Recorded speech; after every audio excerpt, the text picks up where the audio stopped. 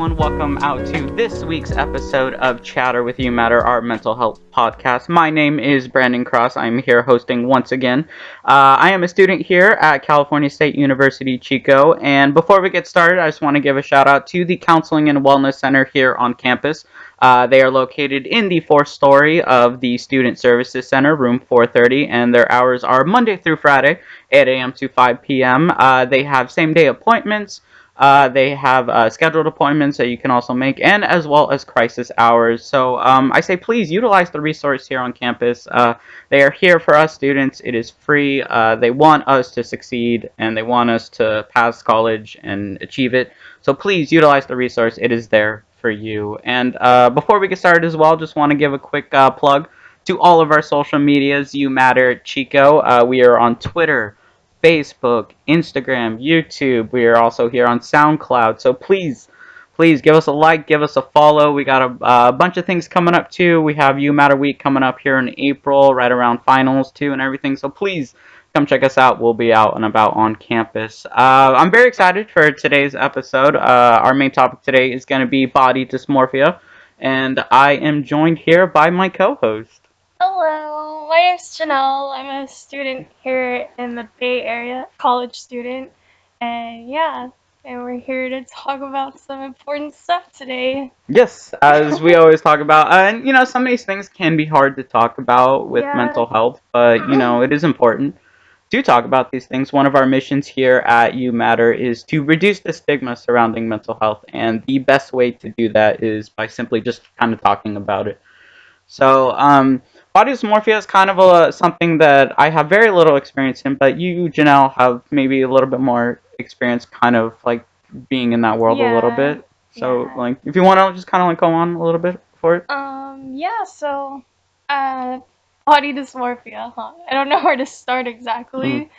We could just straight up start with like the definition of it. And Webster Dictionary defines body dysmorphia as a pathological preoccupation with an imagined or slight physical defect of one's body to the point of causing significant stress or behavioral impairment in several areas, such as work and or personal relationships. Yeah, so it's kind of like an obsession over appearance and feelings of disgust in appearance, and It's a little bit of an out body kind of experience where you don't really feel like you belong in the body that you're kind of in. Yeah, like it's just like it's pretty much like I feel like all my flaws are under Like a microscope. Yes, a microscope. Thank you. Like they're all highlighted, and like anywhere I go, like I just feel like everyone just immediately sees that. It's definitely gotten better over time, but I do have those days where it's just really bad. I feel like a big contributor to me dealing with this is my environment growing up. I was just always so I have two sisters. We would always go to school together, and I would just always be questioned on like, why are you wearing that? It's like my sisters would be wearing the same exact outfit, but like the fact that I'm taller and bigger than them, like I would always be pointed out, and yeah, I would be put down all the time, like pretty much comments saying that I wasn't good enough or like I was doing too much, or I would always be questioned before I left the house, and I would have to change my outfit multiple times, and it's been so prominent in my routine that like even after I moved out, it's been something that I've had to deal with, just like questioning what I wear and just like an over obsession with my appearance. And I just think it's really important that we talk about this because, I mean, I felt for a while that it was just normal how I felt, but it's really not normal to just overly think about your appearance to the point where it's stressful, or it always makes you late to wherever you need to go, or like, like unnecessary stress, like constantly. Mm-hmm. Yeah. And I know as like we talk about body dysmorphia and kind of like your personal experience too, but I also want to like point out the fact that like a lot of individuals who are within the trans community are constantly in the same state of like this like experience of not feeling like the body that they're in is the one that they are supposed to be in. So like it's not just a very small like group; it's a very broad spectrum of a mental disorder that body dysmorphia is. Yeah, a lot of people experience that. Yeah, and every situation is going to be different. Every experience is going to be different, but it doesn't make any experience any like worse than the other one. Yeah, definitely. With anything, I think. You grew up like in this household with older sisters that were kind of like always, you feel like putting you down, and you feel like they're kind of like judging you and a lot, and so that is just like within your family itself. Yeah. And like so, how does that like play into like nowadays for you? Yeah, I mean, I think that's the main reason why I just still have like body dysmorphia occasionally. Like, what does it feel like when you have it? Like, when like you're getting ready for work. Like, I get ready, I put an outfit on, I'm like pretty much ready to go, and I just look in the mirror one last time, and then I think like, like I think I'm overdressed, or like this doesn't look good, or like, and then I try on a million other outfits, and then I end up being late, and I end up going to work in an outfit that I'm not actually happy with, and then I think about it the whole time I'm at work. Like, it affects my day, and if I feel like ugly in an outfit, it's just like, it just really like, it makes me want to approach people less because I feel less confident. And saying it out loud, I feel like kind of ridiculous feeling that way, but I can't like deny that. Like, it's true. Like, I do feel like that whenever I leave the house in a rush, and I feel like I didn't get as ready as I could have. And I do feel like a bit of a perfectionist sometimes. I was gonna like say it sounds like a little perfectionist. Yeah, but it's like, sorry, my phone. But it's just, yeah, it's really sad that I feel like this, and it's definitely not as bad as it used to be. I'm always I'm the type of person where I want to change my situation. Like, if I see a bad situation, I want to turn that around. So I started going to the gym and really getting my confidence back there, and yeah, it's been great. Like before, like, I used to use my clothes as not for style, but more for like hiding myself.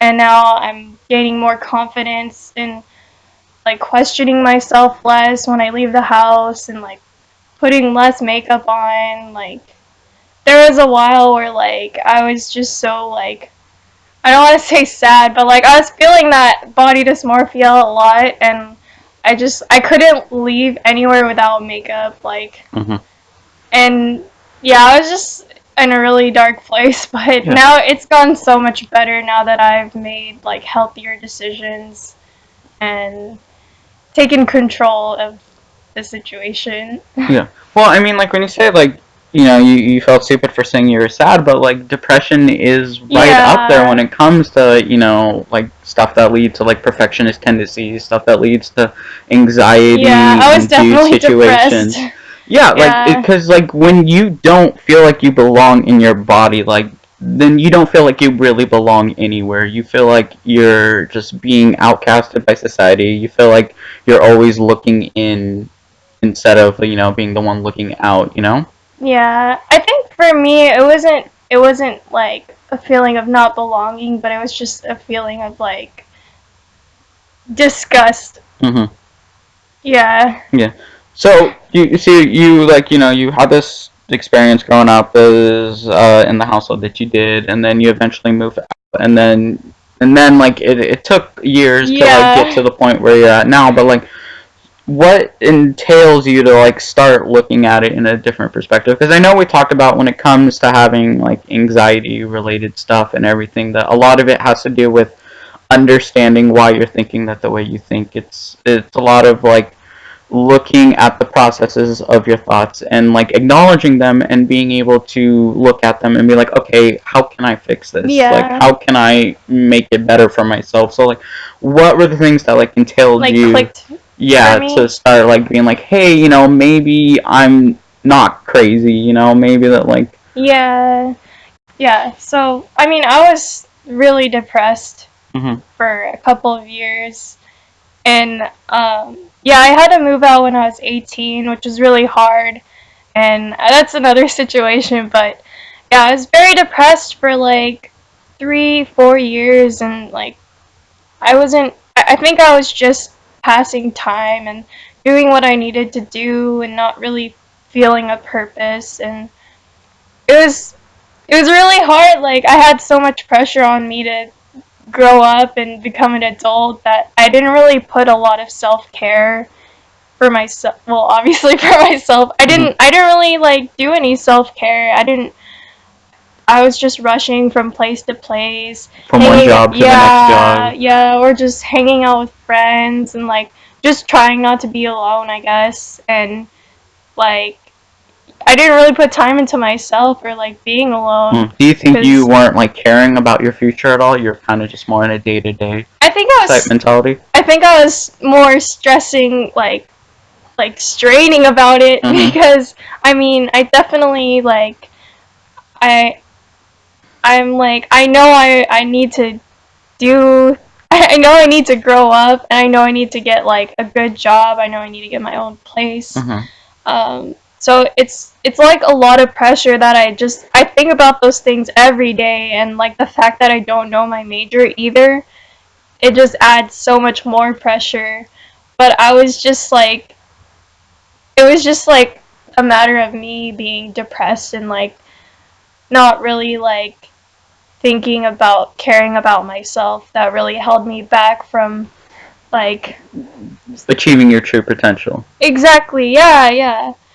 Thank you. Yeah, like and it finally clicked for me this year because I've gained like since I moved out, I've gained about like 30 pounds and like I don't know. I kind of just realized it like this year or last year, sorry. It was just kind of everything just like finally like building up and you just being like, all right, I need to do something about this. I just realized like I really wasn't happy with my body and I was like I obviously need to do something about it. And I do enjoy like I've always enjoyed like working out or going to the gym, but I just didn't have the opportunities and I didn't have my license. But last year I was like, okay, I need to lose weight because I'm very uncomfortable with myself.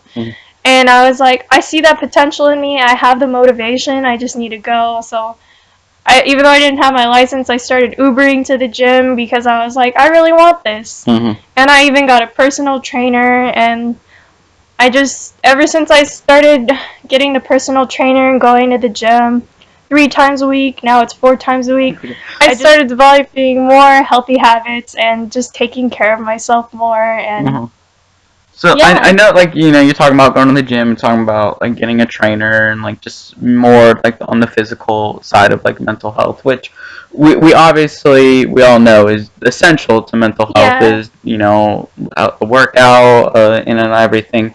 But, like, so, like, what have, like, been your, like, experiences that, like, once you started, like, working out, like, what were some things that, like, you were feeling and, like, some thoughts you had, like, throughout, like, the process? Because it's a long process. Oh, yeah. Working out. Like, it can take years to, like, get to the goal that you want. And, like, definitely. It can be incredibly frustrating for a lot of people. Yeah. When, they're going for, like, a month regularly and they're not seeing results because it doesn't happen that fast. So, like, what, like, would you have, like, any advice for anyone who maybe is, like, starting out and have, like, kind of experienced the same things that you have? I guess my advice is that there's no real secret to losing weight. It's just the calorie deficit and just eating healthier and working out and just never give up. Don't give up and be consistent. Yeah. Okay, I guess two pieces of advice that you should remember is never give up and just be consistent. Because as long as you do those, you will see results. And like everyone's always like, lose 3 pounds in 1 week or lose like 20 pounds in 2 months. Like, or like this Jenny Craig ad where it's like, I lost 50 pounds in 2 weeks. I don't know. It's not realistic and it's not sustainable, and you want to lose weight in a healthy way. Like, okay, perfect example is me. I've been working out for about half a year now, and I started off as 173 pounds, and now I'm 165. Mm-hmm. So, although it's been 6 months, I haven't lost that much weight. But, on the other hand, my body fat percentage, I started off 31%, and now I'm 26%. Mm-hmm.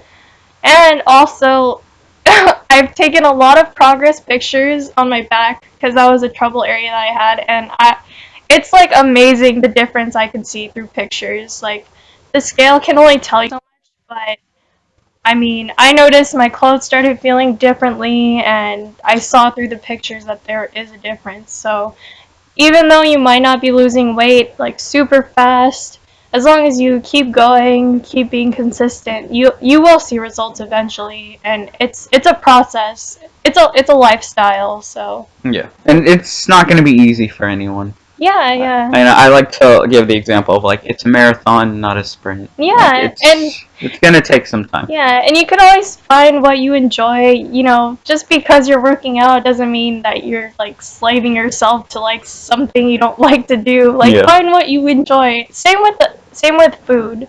Like just because it's healthy doesn't mean it has to be gross. There is plenty of healthy, delicious options out there. Including vegetables, right? Yes, I vegetables. Yes, vegetables are amazing. So when we talk about like body dysmorphia and kind of like you grew up like in that type of environment where it was kind of like a lot of body shaming and I feel like Yeah. there's a lot of like societal pressures as well when it comes to having the perfect body, and I feel like Definitely. everyone can relate to it, and Definitely. it's not just for women as well but for men as well. I mean, Yeah, as yeah. much as like fitness Instagram accounts are like as high as Yeah. they've ever been, and then Yeah. as long as Hollywood continues to act the way that they have, like it's a lot of things that are constantly telling you that you are imperfect and that Yeah. you have to be perfect if you want to succeed in any way in life. And Yeah. I feel like that Oh. is such a very unhealthy system to have in place. Yeah, definitely. I mean, yeah, it's a lot of pressure. I mean, I see all these beautiful girls on Instagram, and I'm just like, oh my god, they're so beautiful, and their like body's perfect. But then I just have to think that like I'm me, and they're someone else, Yeah. and you can find beauty in other people and appreciate it. But yeah, it's such a that's such a complex topic because it's like it's so hard to think about because I love people that embrace their own beauty and Mm-hmm. like they own it and they're so confident and like that's awesome, but at the same time like they're I mean I'm saying there's nothing wrong with like people like Who worked out and everything. yeah, and like yeah, like really showing it off, you know, like they can do that. yeah, of course. Yeah, yeah, and there's nothing wrong with that.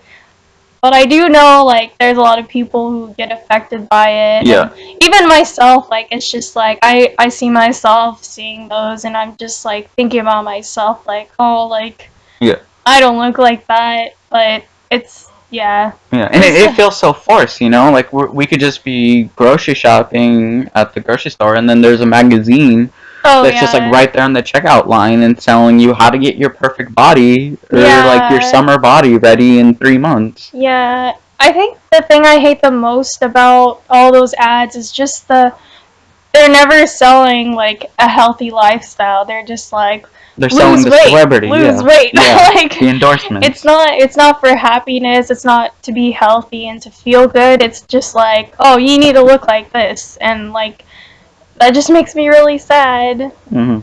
Yeah. And it's just a very unfortunate situation. Definitely. And so we talked about like your experiences. We talked about working out and like the societal pressures and everything. But another like issue that comes with like body dysmorphia comes from like eating disorders, Oh, and it can definitely. be all over the place. We have bulimia, anorexia, Mhm. and then although on the other side, is like the binge eating side of it, and like it's a lot of like different like things that can affect you. Definitely. Yeah. I did deal with bulimia and binge eating hmm I know for I still do like have a really bad habit of binge eating. Like yeah. when any type of like anxiety or stress or pressure that like I have, I just like I instantly have like this go to just to like go to food because it's Oh. such a comfort to Yeah. have. And then Yeah. like but like I know it is bad for me, but Yeah. like it's really hard to control those impulses at times. Definitely. And I also think like in America, at least as yeah, I think that like in America, you're always like told like, oh, make sure you finish your plate, or like not just in America, probably like everywhere, Yeah. like always finish your plate. And sometimes like it's too much, and like I just feel like right off the bat, a lot of people aren't really taught healthy eating habits. Mm. Like instead of just eating enough, like we're always taught like make sure you finish whatever's on your plate. And like I feel like growing up I always ate until I was like really full, or like when you go to family parties and stuff, they're like, "Oh yeah, you need to eat all of this." And it's just like, and then there's all this pressure to like not eat and lose Mhm. weight, and it gets really confusing like developing healthy eating habits. And even like with designated eating times, like, oh, I can't eat now, it's not lunchtime, but if you're hungry, like, why are you ignoring that? Yeah. Like it's strange how people in general like think about eating habits and food, and like how we're taught to think about them. Yeah, I feel like it's a lot of people wanting to just go to the extremes of it. Mm. Like they want to like starve themselves for 4 days, or Yeah. they want to eat every half hour or something. And I feel like that has been like the one of like the main concerns about it is just like the extreme natures Yeah. of it. Yeah, and it's really bad when people starve themselves, because then it's really likely that they'll end up overeating when they do eat again. hmm And then it just becomes this really unhealthy cycle. Like, I think, Of just like not eating for 4 days and then yeah, constantly eating for two, and then yeah, it's and just cycles over it's and over. definitely, you don't want to live your life like that. It's not sustainable. Uh It's not happy. Like, one thing that I've been telling myself every day, as far as like when I go to the gym or when I'm eating, or like in general, like something that really like helps me is to just always listen to your body. huh. Like when you work out, like if something feels wrong, you're gonna listen to your body and like try to fix that. Yeah. Or like if you're hungry, listen to your body, eat. Or like sometimes I've been realizing sometimes I'm not actually hungry, I'm just thirsty hmm because I haven't drank water. But just listen to your body. And if you are dealing with an eating disorder, please like reach out to someone that you feel comfortable around, because like you don't want to be alone in this. And I'm like I'm Do you saying feel this. like if you had someone like with you when you were growing up, things could have been a lot different? Yeah, yeah. I think the fact that like my whole family was the contributors and the problems hmm for me, that made it really hard for me to reach out to anyone. hmm And then I ended up having like this one really good best friend, and I was struggling with bulimia for 2 years, and like I finally, like, I was so ashamed, like I didn't tell them for a while, and I wasn't planning on it, but I knew they cared about me. Yeah. And But it's a lot of like society like making us feel like we're ashamed to like yeah, to want to talk about these types of things that we yeah, just seen as like less than of a person if we like yeah, suffer from these types of things. like like like Cause it you people make you. were you afraid of like being like judged and ridiculed by like your friends or family if you came out and talked about it? Definitely by Yeah. my family. Like just like you guys have mentioned in the previous podcasts, I remember they were saying like, yeah, my family, they were just like, depression's not a thing, or Mhm. like, yeah, my family, they just saw like me being sad or me being sad, and like if I ever opened up to them about it, they would just tell me like, get over it. Yeah, or, it's like, all in your head. Get over yourself. Yeah. Yeah, it's all in your head. Like, yeah, so that made it really hard. Yeah, and I think anyone who suffers from any type of mental health can like testify to that as things we've all heard 100 times. Yeah. Is there anything else you wanted to bring up? I know we talked about, working out and like your experiences and kind of like a little bit of advice and kind of what you wish you had like known about, like now that you could have told yourself a little. Yeah, like now I realize like I did go through eating disorders and like unhealthy eating habits, but do you think it was just also like a lack of understanding it as well? Of what's going on? And as well as like you were mentioning advertisements every time, all around, everywhere. Like it was just like lose weight, like buy this and stuff. Like, oh yeah, my dad, he was really into supplements and like he had a lot of weight loss powder and stuff, and like I just thought like if I would drink a bunch of that, like I would lose weight. And so yeah, I don't want to go too into detail, but like it's just like I was misinformed a lot. I didn't know a lot about like losing weight or being healthy. Like I was just kind of really desperate to just be perfect, or so oh yes, like I think it's really important for people to understand, to like listen to their bodies and make sure they don't indulge, but it's okay every now and then. Like nobody's perfect. Yeah, like if you miss one day of like the gym, it's not the end of the world. Yeah. Or if you want, that slice of cake for dessert, like go for it. Like don't be too hard on yourself. Like you are human. You're gonna go through things. Yeah, definitely. Something that really helps me is watching random fitness YouTube channels. Yeah. And like I was listening to one today, they were talking about how their diet is like 80-20, so they eat healthy 80% of the time, 20% of the time they aren't. The little balance. And if you're just starting out, then start off with a realistic one, like try to go 50-50. Yeah. Don't expect to figure it out within the first week. Yeah, like don't put that much pressure on yourself. It all starts with minor adjustments, and then when you feel like you could do more, then but don't over stack your plate. Yeah. So just remember those things. Yeah. Like, and it's not gonna be easy, but and you want to be happy. Like that's something I really care about. Like, cause my sister was asking me about some guidance, because she wanted to start working out and being healthy, and I'm like, I just want to make sure, like, never starve yourself, don't deprive yourself, don't like go crazy at the gym. Like it just starts off with small changes, and you want to be happy. Like overall, like that's your number one priority, just being happy. Like you can lose weight, but make sure that you're happy the whole way. Yeah. I mean, it's okay to be sad too, but don't get into unhealthy habits. That's what my biggest worry was. Yeah. Because I've been there.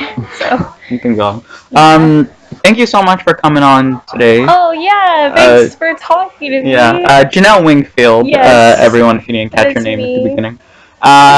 Before we wrap up, my name is Brandon Cross. Once again, I am an intern with Umatter here at Chico State. Our goal is to reduce the stigma around mental health as much as we possibly can. And be sure to give us a like or a follow on Facebook, Instagram, Twitter, YouTube, SoundCloud. We have a lot of polls on especially our Instagram about topics that maybe you want to potentially see on an upcoming episode. So give us a like, give us a follow, tweet at us. We see all of them. And once again, the Counseling Center is located in the fourth story of the Student Service Center. Their hours are Monday through Friday, 8 a.m. to 5 p.m. So please go on and check it out. I hope you have a great rest of your day. Janelle, again, thank you so much. Yeah. I had a lot of fun with this episode. Yeah, me too. It's good to talk about it. I was really shy and nervous, but it turned out okay. Yeah, it's all good. Yeah, it turned out good. So long for now. I hope you have a great rest of your day, and be sure to tune in next week to Chatter with Umatter. Thank you.